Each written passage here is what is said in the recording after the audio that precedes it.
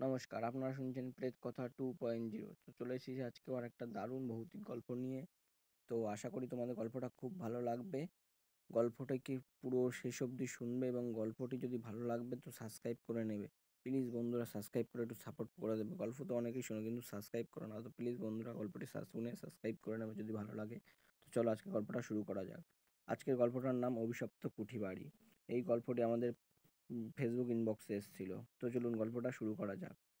শুরুটা হয়েছিল এক রহস্যে ঘেরা নিমন্ত্রণে। সায়ন্তিকার ফোনে রাতে একটা অদ্ভুত মেসেজ আছে। আপনাকে নিমন্ত্রণ জানানো হচ্ছে রানাঘাটের পুরনো কুঠিবাড়িতে আসার জন্য রাত 9টার পর। দয়া করে একা আসুন। এইরকম একটা মেসেজ আছে সায়ন্তিকার ফোনে। সেখানে কারোর নাম লেখা ছিল না, শুধু ঠিকানা আর সময়। কৌতূহলে সায়ন্তিকা পরের দিন সন্ধ্যায় রওনা দেয়। তার একসময় শখ ছিল ভুতুড়ে জায়গা ঘোরা, কিন্তু সে জানতো না এই নিমন্ত্রণ এক মরণ ফাঁদ। কুঠিবাড়িটা অনেক পুরনো, 1850 সালে রানাঘাটের এক জমিদারের ছিল, যিনি নাকি ব্রিটিশদের সঙ্গে হাত মিলিয়ে বহু মানুষকে বলি দিতেন সিদ্ধির জন্য।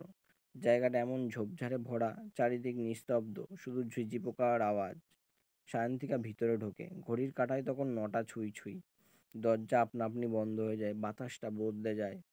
আর হঠাৎ করে চারিদিক ঠান্ডা হয়ে যায়। হঠাৎই সায়ন্তিকা দেখতে পায় দেয়ালের ফ্রেমে ছবি, যেখানে জমিদারের পরিবারের, কিন্তু সবাই চোখ মেলেই যেন তাকিয়ে আছে তার দিকে। ঘরের এক কোণ থেকে ভেসে আসছে কান্নার আওয়াজ। একজন কিশোরী কাঁদছে, গলা কাঁপছে আর বলছে, ওরা আমাকে পুড়িয়ে মেরেছিল, আমি এখনো আটকে আছি, আমাকে মুক্তি দাও। সায়ন্তিকা চমকে উঠে দেখে কোনো মানুষ নেই, শুধু একটা পোড়া পুতুল পড়ে আছে মেঝেতে। জমিদার ফিরে এসেছে। বাড়ির নিচতলা থেকে দোতলার ওঠার সিঁড়ি ভেঙে পড়ে। সায়ন্তিকা আটকা পড়ে। কাঁধের ব্যাগে রাখা মোবাইলে নেট নেই। আকস্মিকভাবে সে দেখতে পায় একটা কালো ছায়া ভেসে আসছে তার দিকে।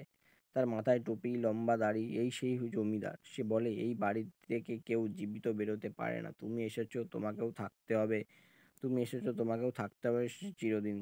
তুমি এসেছো, তোমাকেও থাকতে হবে চিরদিন। সায়ন্তিকা পালানোর চেষ্টা করে। এক ঘরে ঢুকে দেখে এক প্রাচীন এক আয়না। আয়নায় তার প্রতিবিম্ব নেই। হঠাৎ সে অনুভব করে সে আর জীবিত নেই।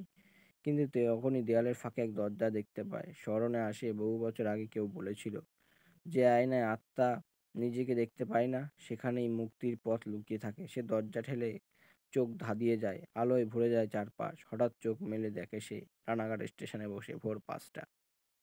সে বাড়ি কোথায় গেল?